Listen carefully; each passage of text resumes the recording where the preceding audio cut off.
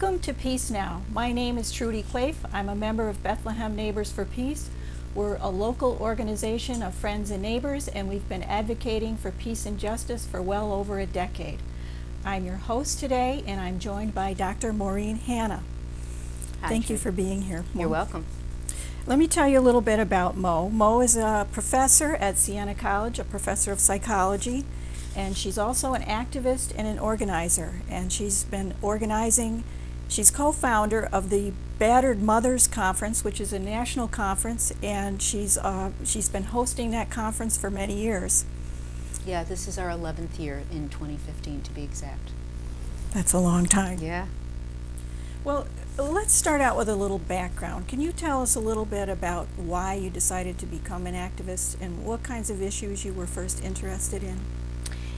I was probably first interested in this issue, although I've for a long time been pretty politically minded and sort of a contrarian and not buying the party line in anything. But I went through my own personal experience in the court system when I was going through a divorce, and going through that experience as a mother, I was a single mother of 4 at the time, and going through that experience and understanding what I do as a psychologist about healthy adjustment for families and children, and how the court typically handles these kinds of custody and divorce cases, especially when they're contested, when there's a disagreement about how to handle the children, really opened my eyes to some systematic, deep problems in the system, in the legal system, in the civil court system, the family court system.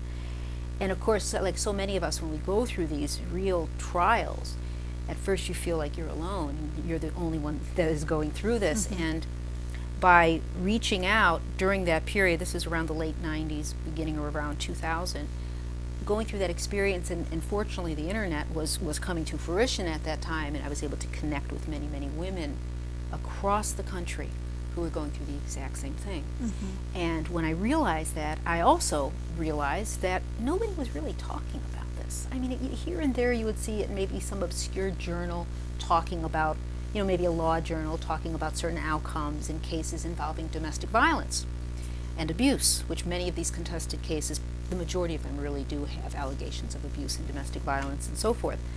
So when I realized there was nobody organizing around this issue, I discovered later that people had organized around this issue, but in waves back in the 80s, but nothing really had been brought forward. So it was a very simple decision. I had the means to bring people together. I have an academic position at a college where I was able to get space for a conference. At least that's where we first held the conference the first few years.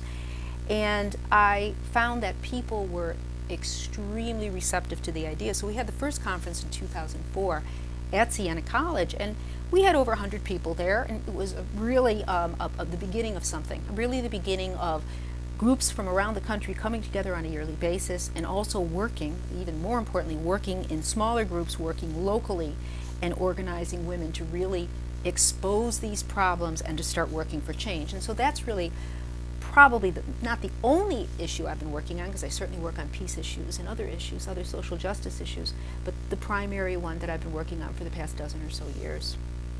Okay. What made you decide that you needed to have the conference? You've already talked about that a little bit, but what made you think this would be the next step? Because so many people were suffering in silence with very little recourse for help. And I experienced that myself, and I probably was in a bit more of a privileged position when I went through my custody battle, because I'm a professional. I know about psychological issues revolving around domestic violence and abuse and so on. But I also found that didn't help me a whole lot, because you need people who know how to bring these cases into the light and to point out systematic problems that are going on in these cases. I tried to do that in my own case, but it was very difficult to do. So once my case was over, and I was fortunate enough not to lose custody of my children, which so many of the women I know, in fact, do lose custody of their children in very similar circumstances, I really felt duty-bound to do what I could. I'm not a lawyer. I can't fund a foundation, but I can promote connections between people and promote people coming together and talking about these things. Also, the conference, equally importantly, is a reach out to the mothers nationally and even internationally, because we've certainly had attention from mothers even overseas, because these problems are existing in every country, really, every country that I know of.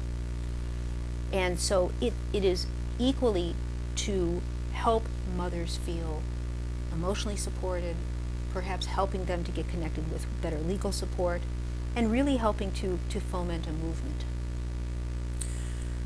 What would be the typical situation for a battered mother that you might talk about at the conference? What would be What is the modal situation women go through? Yeah, well, it's pretty simple. There's usually elements in these cases that are pretty similar. And the elements usually involve a woman, sometimes it's the man, maybe 10% of the time, it's usually the woman, who will separate, go to the court system, and try to, for her own many reasons, because of her experiences in the marriage, she's been physically abused, she's been verbally abused, financially abused, and of course there is a very strong correlation between partner abuse and child abuse. So a mother, the typical mother, feels duty-bound to seek out legal solutions to keep the abusive father, if that's the situation, to keep him at bay, to limit his ability to cause additional harm to herself and the children. Unfortunately, the typical case, what happens is, for any number of reasons that are probably more complicated than we can get into now, it backfires on her. And you would think that it's a mistake, that perhaps judges and law guardians and the people involved in these cases don't understand domestic violence and abuse. I would argue that they don't. But there really seems to be more than meets the eye, because these cases end up being sort of like a inversion of what they should be. What they should be is, if there is abuse going on, it should be validated, it should be heard in court, and then there should be protections put in place to keep the children from having contact with an abusive parent, period. And we have the science, we have the literature, we have the studies where we know the impact, psychological, short-term and long-term impacts of a child growing up in a home in which one partner is abusing the other. We know that this is harmful. We know that abuse induces problems like post-traumatic stress disorder, depression, and other problems in children as well as in adult partners. And yet what typically happens is the mother is denied. Sometimes she is denied not just the protection she's asking for. So for example, supervised visitation with the father rather than unsupervised visitation, or some contact with the father but limited. What typically happens in the cases that the Battered Mothers Custody Conference tries to reach out to are cases in which the mother not only doesn't get that protection, but sometimes loses custody altogether. And the father is given primary physical custody, and now the mother is at the mercy of a man who typically is really trying to retaliate against her and punish her for leaving. And some of these mothers end up losing all contact with their children through various kinds of legal motions and legal outcomes. So the conference is, it's almost like a necessary evil, because this is a very dark and very, very painful and disturbing pattern that we see. But we need to be talking about this, and we need to be working to change this, because we're talking about intergenerational effects. So that I'm also a psychologist in private practice, so I work with clients, and lo and behold, what I read in the books I work on myself about the psychological, the sequelae, the after effects of a child growing up in a home where a father is abusing a mother. I see that in my office. I see it in the adult children, people that are now adults, who have been through the courts. And I see the post-traumatic stress, and I see the depression, and I see the difficulties in relating to intimate partners.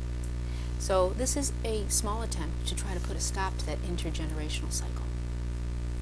Is this something that's been going on forever, or is this something new? Is this the history? There's some wonderful books out there written by some wonderful colleagues that talks about the history of this, and probably one of the best ones is Mothers on Trial by Phyllis Chesler. And she talks about, and she did a wonderful study cross-culturally in different countries throughout the world, and she goes back in history, and really the irony of this is there really was only a very small period in our history when women were assumed to get custody of their children. It was back in the middle part of the 20th century, and it was called the Tender Years Doctrine, where you've probably heard of this, where the reasoning back then was that children, especially young children, are best with their mothers if there is a divorce. But prior to that, historically, fathers have always had the first right to custody. If the father wanted custody, under the law in most countries, and to this day, not necessarily in this country, but to this day, in some countries, the father just by default has the right to custody. And that was also true in this country, except for a brief period of time, as I said, in the mid-20th centuries. But the laws changed over time, and with no-fault divorce, there's a lot of complicated pieces that came together. The father's rights movement, some people call it the male supremacist movement, but a push for there to be equal rights between parents. And that equal rights between parents actually ended up, in many, many cases, to be unequal rights, where now the pendulum swung, and now good mothers, good fit mothers, are losing custody of their children, or at least, even if they don't lose custody, they lose the ability to really guide and direct their child's upbringing. So do we need legislative changes? What is it more than that? Is it It's cultural more than as that. well? There are many people over the years that have worked for changes in the law, and some of these changes have been good changes. The problem is in implementing those changes. The problem is in how judges rule, how judges take evidence into consideration. There's always a way to slip around the law if you have an intention to do so. And so it's not that we don't need legislation. We do need legislation, but unfortunately just having legislation, from what we have seen, does not keep many of these cases from ending up with the same adverse outcomes.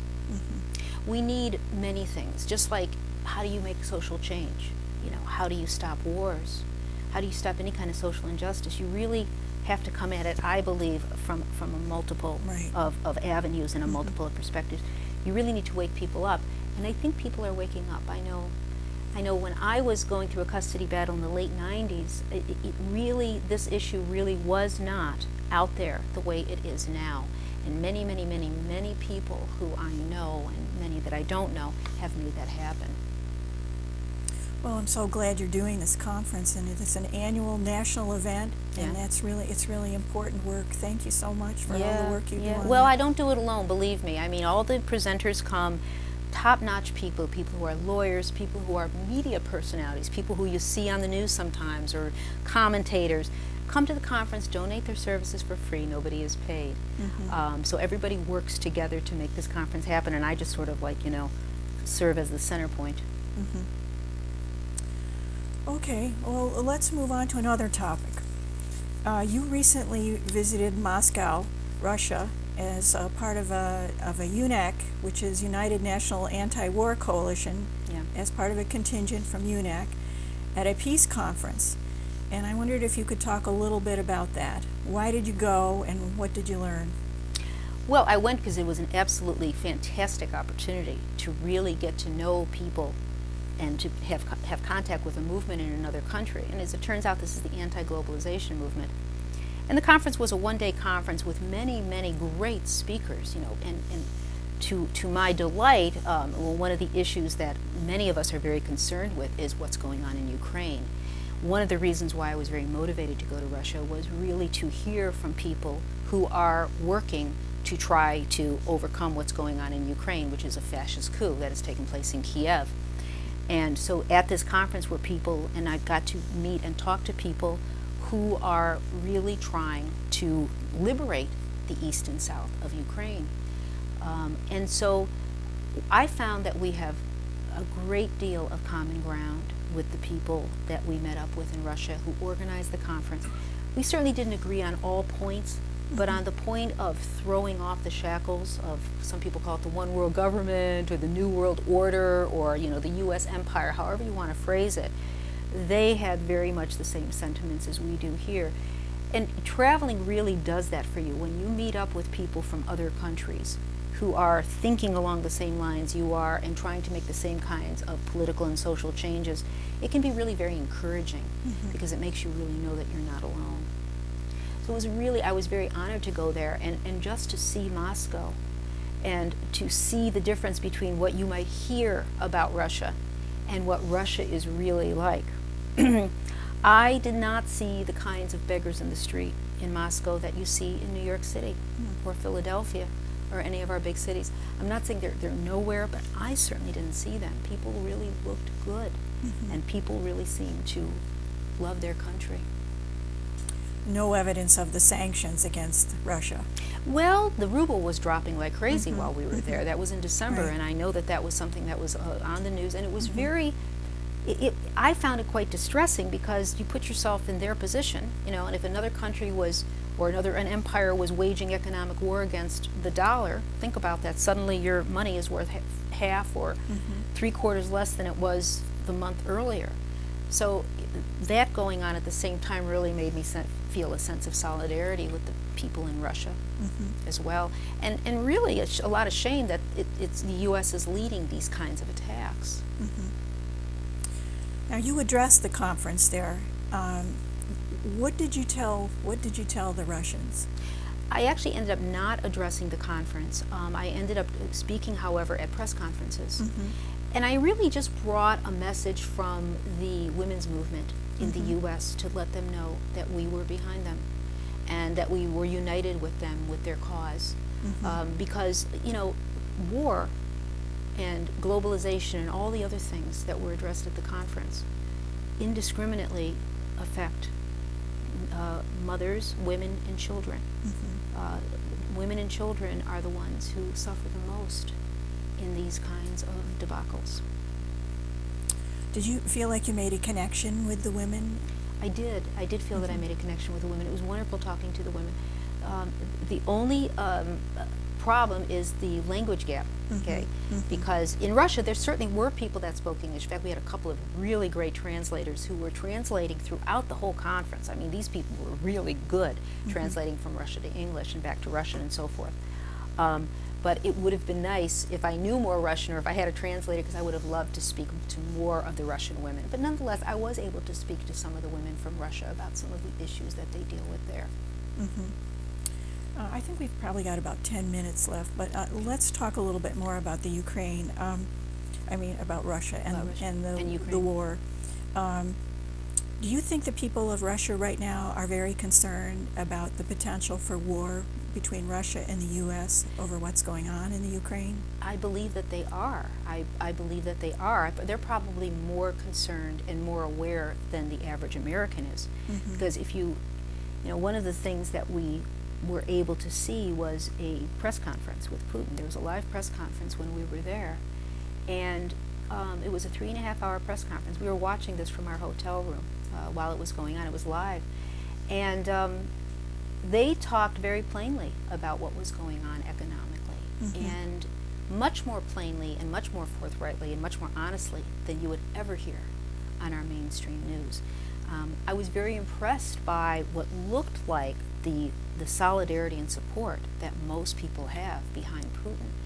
Putin is absolutely vilified in this country, as you know, in the mainstream media, and it's I don't know what else to say except that it's kind of outrageous, because when you really look at the approval ratings of Americans toward our leaders, particularly in Congress, for example, approval rating of less than 10%. Obama's approval rating has been quite low, and yet here is Putin speaking directly to the Russian people during a period of crisis, because this was like a real economic crisis with the ruble going down, and people really in general being very supportive.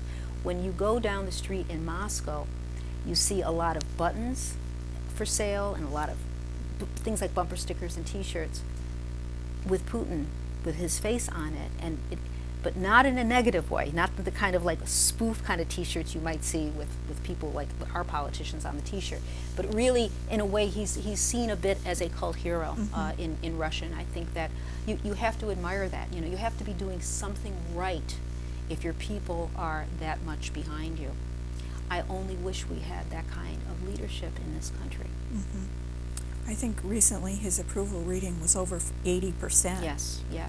Among the people of Russia. Exactly, yeah. And he also said things in the press conference. Again, politicians talk, of course, and it's one thing to say it, it's the other thing to do it. but just his way of addressing the content of what he said, and it was aimed towards helping the Russian people, not about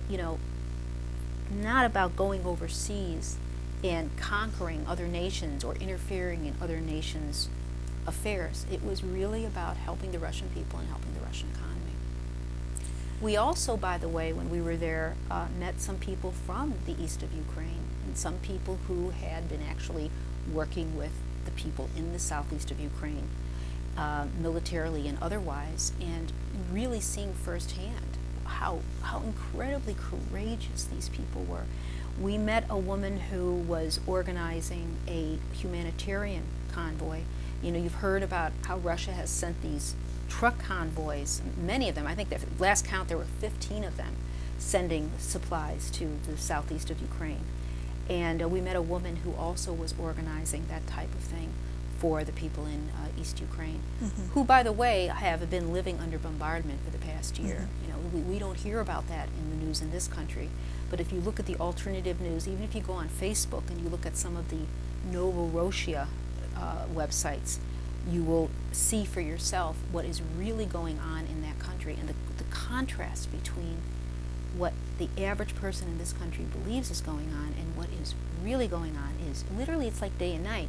So that coming back from Russia and talking about these things, people would say, "Oh, I thought Putin had invaded Ukraine," and it's a completely, again, it's a completely inverted picture from what we're getting in this country. So people really need to shake off the trance that they have, and listening to what we're being told here, and really educate themselves by looking beyond the American media, the American mainstream media, and even the mainstream media in Britain. Even the British, like BBC, isn't a whole lot better. No, it isn't. As far as telling us the truth. Do you think the living standard, well, I know you were in Moscow, would you say the living standard of people in Moscow is similar to the living standard of people in the capital region? How would you, what sort of differences did you see?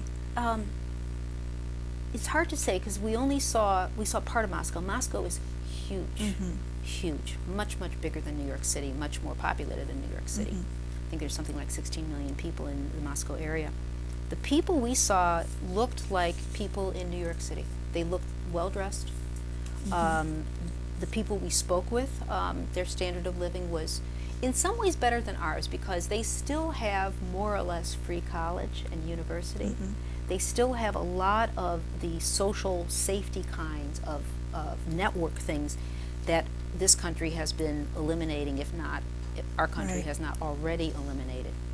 And in fact, we've been to a number of countries, traveling around, and just about every country we go to has either free or almost free college and university for young people, as opposed to the U.S.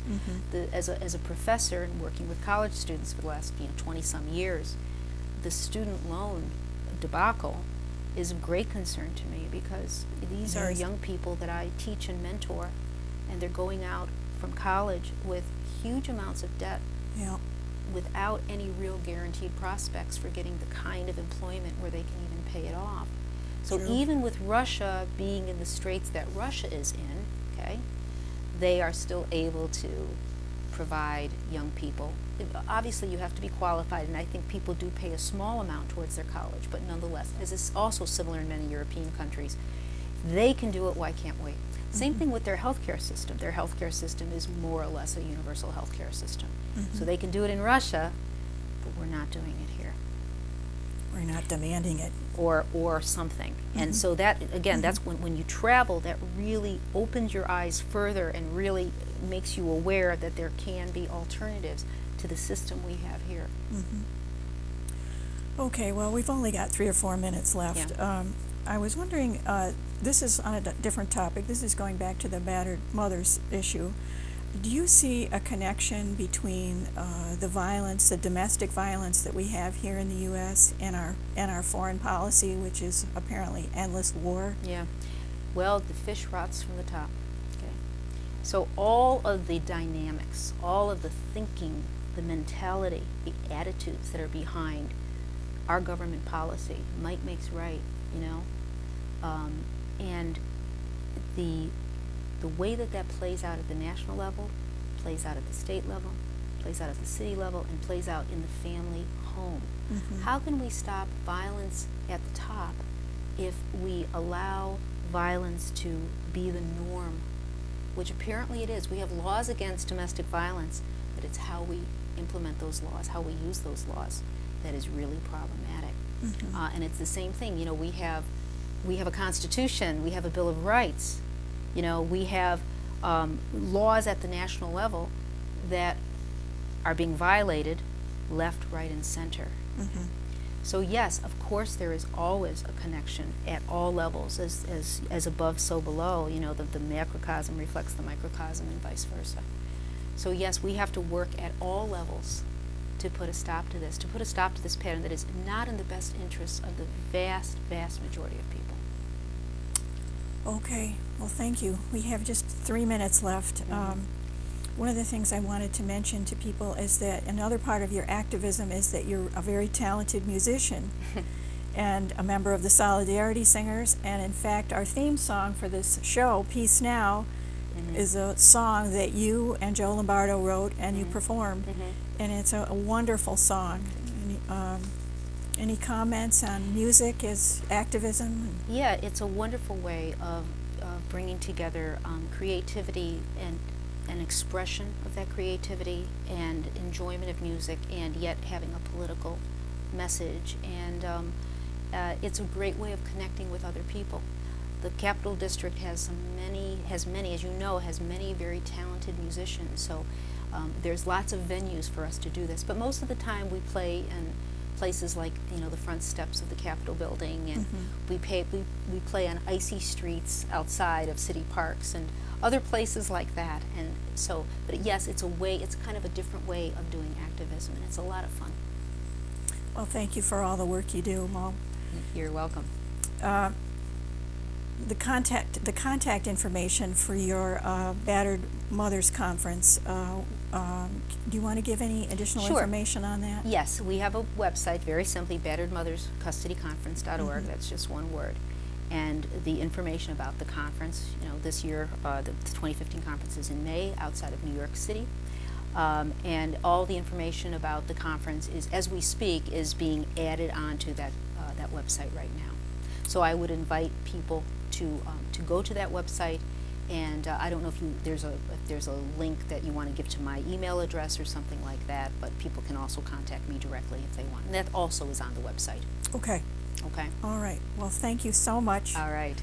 Such a pleasure to talk. I hope you'll come back again for another show in the future. Thank you, Charity. Thank you for doing this. Thank you all for joining us. Please join us for future shows where we'll be talking about issues with drones and the problems with our economy that are directly related to the endless wars. Thank you.